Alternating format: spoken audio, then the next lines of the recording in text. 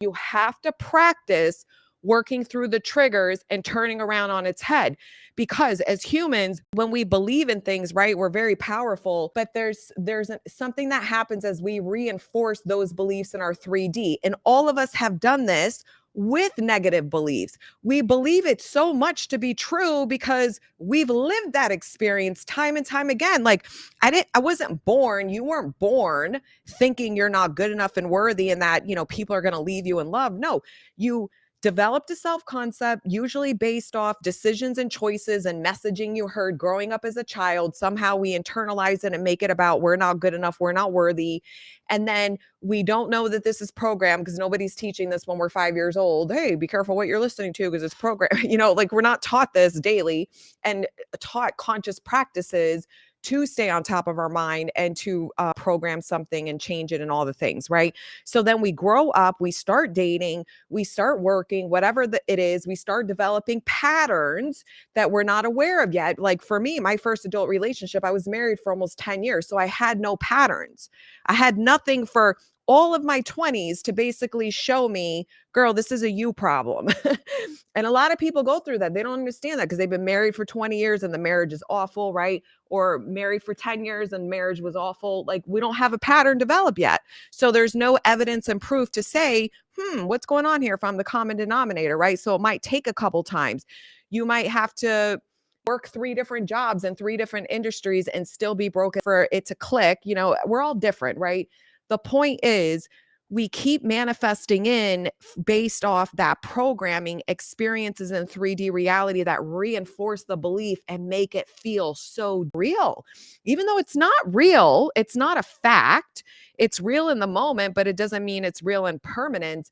But we believe that this is the fact, right? Life has to be so hard. Love is so hard. There's no good men. I've been on the dating app on and off for 5 years and I meet all the losers on there, right? Well, if that's been your lived experience time and time again, that experience, you have lived it, it reinforces the belief and makes it more real and stronger for you. So when you start undoing those negative beliefs and the limiting mindset and all the stuff that I'm teaching, and you start flipping it around where you empower yourself to create better experiences, you start living those experiences, even if they're short. You turn around a shitty situation and get what you want because you did your practices and work and all the inner stuff, right? And then you're like, oh my God, I believe in this more, right? And then you do it again and it's again and again and again. And then before you know it, you really believe in this. You don't question it dominantly at all because you've had so many instances where you did the inner work and you flip something around on its head. Those are your lived experiences that reinforce your new belief system. So this is why you have to have the experiences. Don't just sit up here and consume content and not do it, right? It's about you going through the practicality of learning what are the steps in the process I'm going to adopt for myself so I can start understanding me and getting disciplined with certain things and having this type of mindset and this new perspective. And what am I going to do when I am triggered so I can start changing this shit around, right? This is what I've done. This is what works. This is what I've taught thousands to do. And so it's really understanding that because the only reason why you have something that someone else wants or someone else has something you want and you don't have it is your belief system, their belief system. That's it. That is it. Okay. So you have to stop labeling situations as good or bad or proof that it's not working. Remember, I talked about that before in one of these daily doses. I was like, start searching for proof that it is working. Train your mind to start scanning the confirmation bias of shit is working rather than scanning for proving that it's not. So you have to learn how to regain control over your manifestation process. That's what conscious manifesting is. You're in charge of it. You're aware of it. You're actually doing it.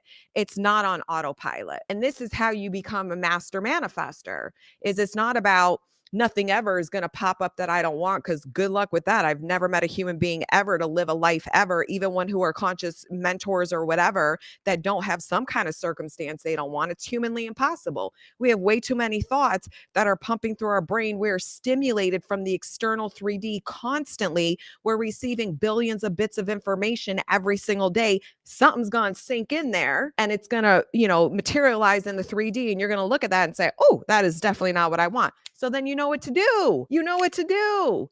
And so you do it and then it goes away and then you get what you want. Like literally, this is what the work is. So you can either be a conscious manifester or not. That's your choice. I'm not here to tell you what to do. You live the life you want to live, but you have to understand what you're doing and why you're doing it and develop your process to do it.